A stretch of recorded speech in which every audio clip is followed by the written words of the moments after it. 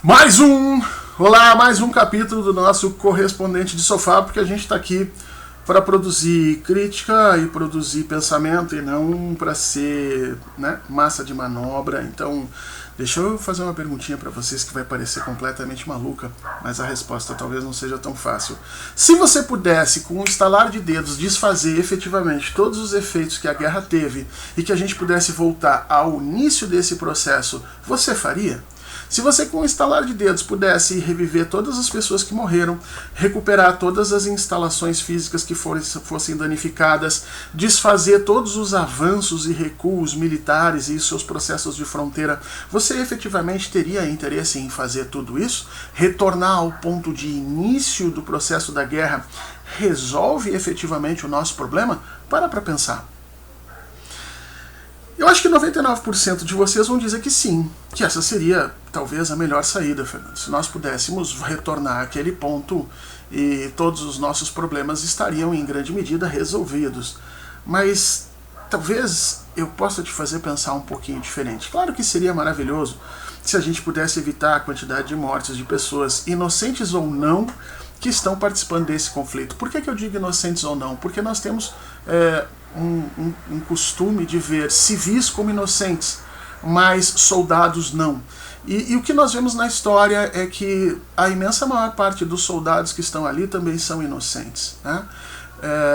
As lideranças que ordenam uma guerra, que lutam uma guerra, que fazem a guerra perdurar, não são aquelas que morrem efetivamente nos campos de batalha. Quando a gente pega a documentação, as fontes primárias a respeito das correspondências entre os soldados e suas famílias na Primeira Guerra, na Segunda Guerra, a gente percebe o imenso vazio que o soldado sofre, que o soldado vive quando está num campo de batalha.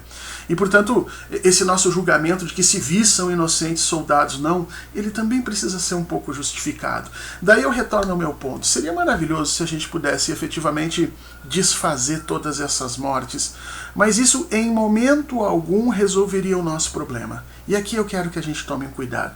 Se você retornasse àquele ponto anterior e tivesse a possibilidade efetivamente de parar com a guerra, muito provavelmente o que você estaria fazendo é atrasar a guerra em mais 1 ou 2 ou 3 anos, e talvez proporcionando um conflito de maior intensidade, maior escala e uma quantidade de mortes ainda maior. O que a gente aprendeu na história é que toda a agudização dos conflitos no sistema internacional nos demonstra que ali há um problema.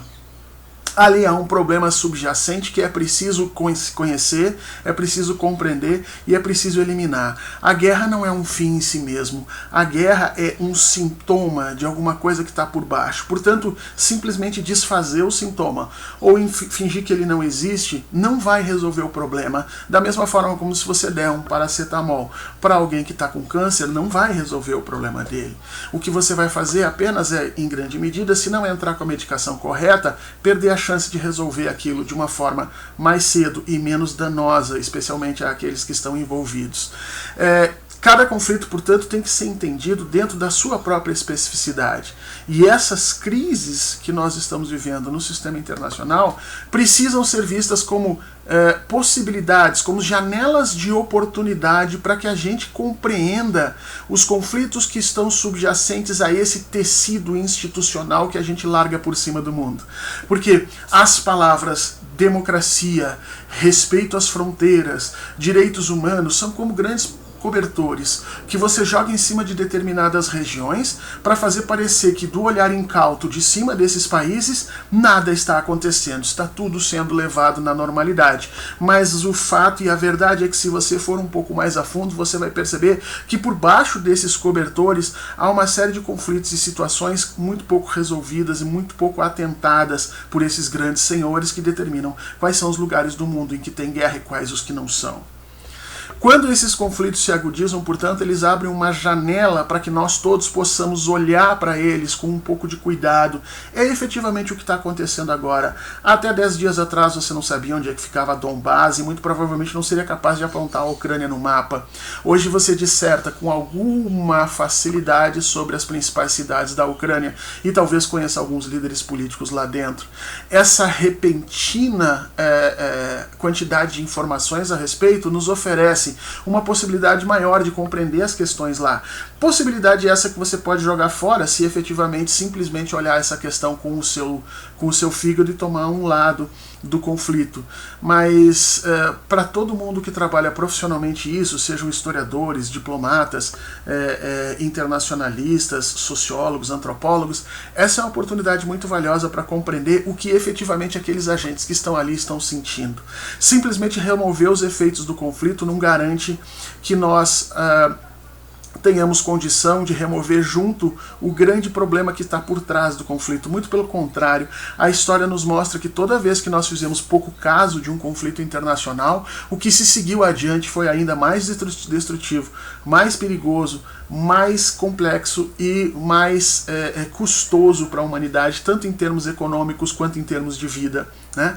É preciso que a gente olhe esse conflito com um certo cuidado. E como é que a gente faz isso? Bom, o primeiro ponto é não deslegitimar nenhum dos lados do conflito de forma primária. Toda vez que você tem um conflito em que você diz que um lado está certo e o outro errado, você torna esse conflito endêmico. Foi o que aconteceu, por exemplo, na Palestina, na região Israel-Palestina. Durante muito tempo se escondeu efetivamente todo o rol de razões dos palestinos estarem indo à guerra. E o que aconteceu efetivamente foi que hoje nós temos um conflito que parece que não tem fim.